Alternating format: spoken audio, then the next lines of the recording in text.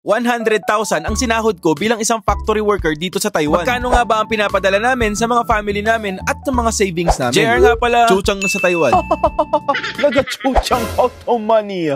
Noong mga nakaraan nga kasi, sobrang pagod ko talaga. Talagang 6 days yung working ko. Grabe yung overtime ko. Siguro sa loob ng isang buwan ay nakawalo ko. Kaya naman talagang sumahod ako ng 52,000 NTD. Kaya naman ngayong araw ay talagang deserve ko talagang gumala at gumastos. Dahil reward ko na rin to sa sarili ko. Kung hindi nyo nga matatanong guys, 7 years na po ako dito sa Taiwan at pangatlong kontrata ko na at going to 9 years na ako. Kaya lang ngayon ako naka-experience ng gantong kalaking sahod at consistent to simula pa to noong January. Kaya naman talagang nilulubos-lubos ko na yung pag-overtime kasi pag naman talaga nawala ng overtime halos isang taon at kalahati na wala kaming overtime. Kaya pag ganun talaga nagtitiis ako sa nilagang itlog. Pero okay lang yun. Bukod nga sa savings ko sa Pilipinas, meron din ako savings dito sa Taiwan. Mahirap din kasi guys na mawalan kayo ng pera dito lalo't pagka kailangan nyo ng emergency tulad ngayon na may nangyari sa papa ko na naoperahan siya sa mata. Kailangan ko siya magpadala ng pera dahil pinadala ko nga siya ng 6,000 sa peso. Dahil kailangan nga daw ng pambili ng mga gamot doon sa kanyang katarata. Hindi ko na kasi pwede pabayaan si papa. Kailangan ko talaga siyang isupport kasi magdadalawang taon na rin wala si mama sa amin. Pero pasalamat pa rin talaga ako kasi nakapagbigay pa rin ako kay papa. Naalala ko nga pala merong concert nga pala si TJ Monterde. Sakto meron pa natira sa allowance. Sa mga hindi nga po nakakala, may idol na idol nga po talaga si TJ Monterde. At talaga lagi ko pinapakinggan yung mga music niya. At talagang lahat ng mga event dito sa Taiwan talagang gusto ko puntahan. Kaya lang wala talagang time dahil panggabi tayo. Pero this time nga talagang pupunta ako dahil si TJ Monterde ang kauna-unahang Pilipino solo male artist na magkakaroon ng sariling concert sa Kaohsiung Music Center na may pamagat itong Sarili Nating Mundo. Special guest nga sa gabi ng concert na yon ang Asia's Soul Supreme o si Casey Tandingan, yung kanyang asawa. Kaya naman guys, may magkita-kita po tayo sa July 27, 2025 this coming Sunday po. Panoorin nyo na lang guys. Hey, it's TJ!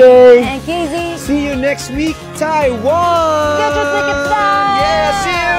We're ready to give everybody a good show. Skip the hassle. Get your tickets easily with FamiPort. Pumunta sa nearest Family Mart store at hanapin ang FamiPort kiosk. Buy your tickets using the FamiPort machine. Select your tickets and then check out. Pay at the counter and get your tickets.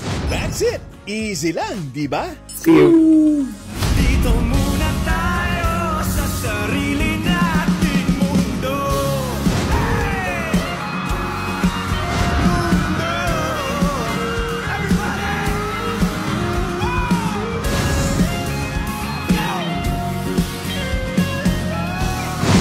Presented by ABS-CBN Global, Quilter International, QCash, QCare, QBox Delivery. In partnership with Strategic Event Partner, Media Partners. Sponsored by